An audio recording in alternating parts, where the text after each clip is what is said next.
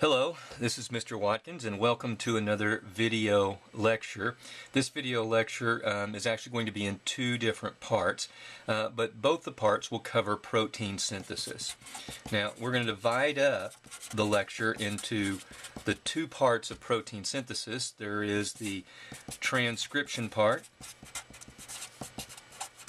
and then later on we're going to, in the second video, we're going to talk about the translation part. Now, transcription occurs in the nucleus. It occurs using DNA and mRNA, a molecule we haven't talked about. Translation occurs out in the cytoplasm, and it involves that mRNA that gets copied in transcription. It involves ribosomes. It involves tRNA, another RNA we haven't talked about, and amino acids. This process is a process by which that code, that code that's on the DNA, is then converted or translated into the sequence of amino acids that make up that particular protein. Remember, DNA has a code, a very specific code for different proteins that the cell needs to perform the functions that it performs. So let's get started here and let's kind of define, first of all, let's define what those RNAs are that we're going to be using in these two processes, and then we're going to go through transcription. So the RNA, the types of RNA that you have to know, well, the first one is mRNA. Please note that's a lowercase m, and this stands for messenger RNA. This is found both in the cytoplasm as well as the nucleus. This messenger RNA is used to basically carry the message of DNA from the nucleus into the cytoplasm. So this is found in the nucleus and the cytoplasm. And the best way of putting this is just to say that this carries the message. That message being the message for making the protein. Okay? So that's one type of RNA.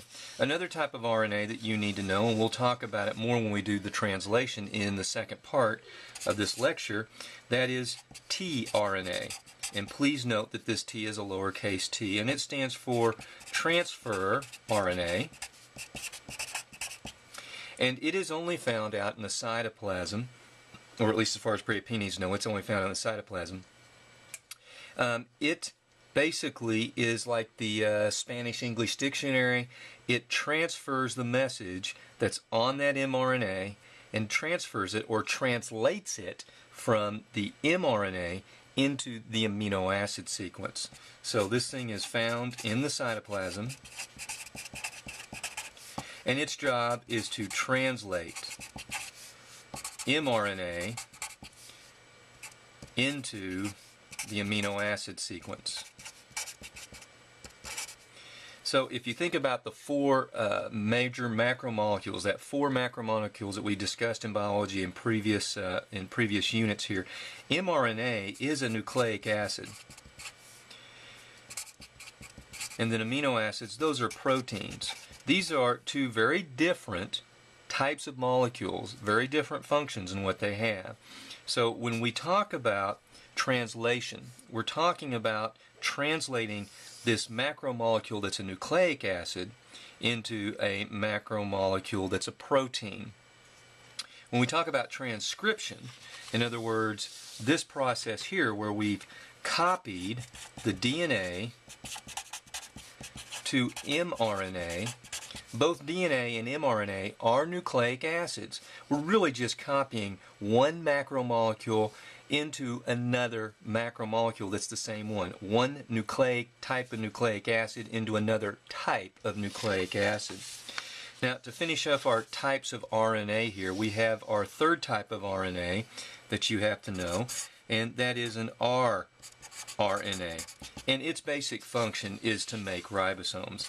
And when you get to AP and IB, you're gonna you're going to end up finding a little bit more about these, but there's really, at this point, all you need to know is that the rRNA is involved in making the ribosomes. The ribosomes are an important organelle. No membrane-bound nucleus on the, membrane on this particular organelle. This organelle is found out in the cytoplasm. Very, very important. It's actually the machine, if you will, that reads the mRNA sequence. So let's talk about translation, and I have a little diagram here to show you so that you can get an idea of what's going on. So here is our piece of DNA, our DNA sequence, and what we want to do is copy that DNA into mRNA.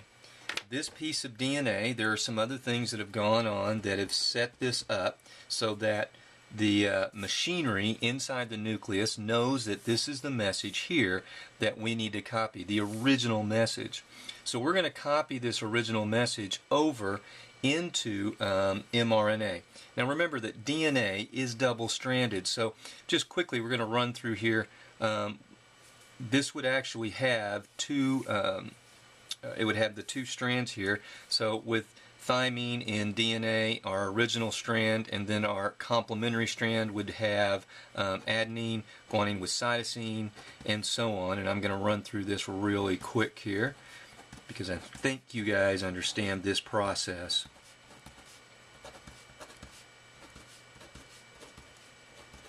So this would be our complementary strand. And what ends up happening on our complementary strand is that an enzyme called RNA polymerase will come in and it will do basically three things. It does a little more, but as far as what you need to know, it does basically three things. It unzips this DNA. It reads the section that needs to be read and adds in those RNA nucleotides to get the right sequence there. And then it rezips or closes back up that piece of DNA after the RNA is made, and that RNA is then broken up into little pieces, or there's a part of it that's removed, the interons, and then that's moved out to the cytoplasm. So let's kind of talk about and walk our way through of what's going to go on here. So here we've had our piece of DNA, and that piece of DNA needs to be copied. So RNA polymerase is going to come on in and it's going to make its copy here real quick. And so it's going to have to, it's going to cut it real quick. So it's going to cut this right off.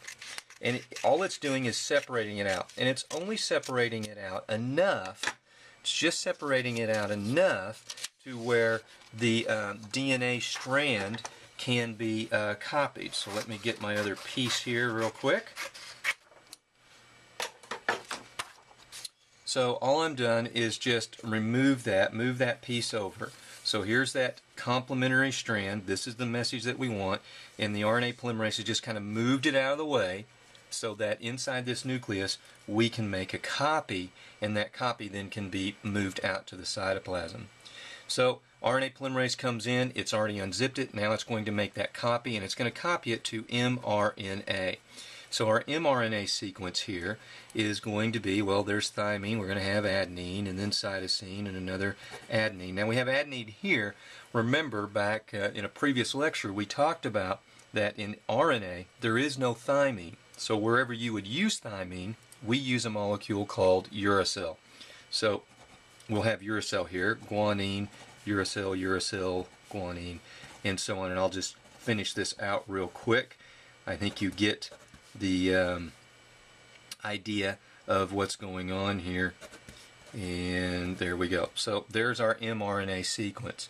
So the DNA polymerase split or unzipped the DNA. This is the sequence that we want to copy. It unzipped it, so this is moved off out of the way. It came in and added in this mRNA sequence. This mRNA sequence then comes off of the strand of DNA. So let me remove it from the strand of DNA here. And then a process in the nucleus occurs by which special pieces called interons are removed, and we'll talk about that another time. And this time we're not going to deal with interons at this point. We're just going to suggest or say that this mRNA goes off of this piece of DNA, and then DNA polymerase reattaches this DNA and puts this piece back together. This mRNA is now ready to move from the nucleus. So this has all been the nucleus, so I'm going to draw a membrane here. I'm going to use this black marker. So here's our nucleus, and so now here's my nuclear envelope. And I just drew it as a line. It's got it's a membrane. But anyway, this mRNA is then sent out after it's been processed. This mature piece is sent out here outside into the cytoplasm, where it will then be read, and this nucleic acid sequence would be translated into the amino acid sequence into the protein. So please watch part 2 to hear what the rest of this process is. But just remember, transcription inside the nucleus. RNA polymerase is the enzyme that does the job. It does the unzipping. It does the copying of the base pairs of mRNA, the messenger RNA, to the inside. It does the re-zipping of the DNA so that we can keep that sequence from being damaged, and this copy is then moved out to the cytoplasm where it's going to be read by the ribosome, and we're going to end up having a protein at the end.